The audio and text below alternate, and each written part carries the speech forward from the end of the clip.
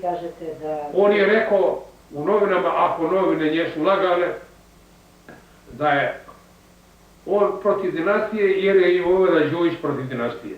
Da je on sada ponovo sporazum sa Miloševićem po odobrenju i saglasnosti Vojvode Đujića. To je najveća laž koja se je mogla da kaže. Ima 5 godina ja sam prekinuo sa njim. U svakom mom govoru i u svim mojim pisima dinastija Karađorđevića ima da se vrati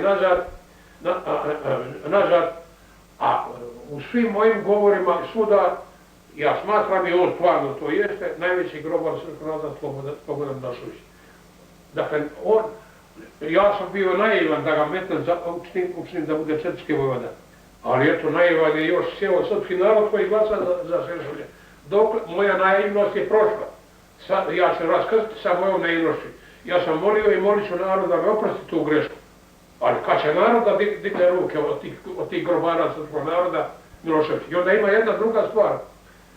Svi novinari i svi koji drže govori, oni Miloševića u režim nazivlju neofašistom, neofašizmom. Nema tu neofašizma, neokomunizma.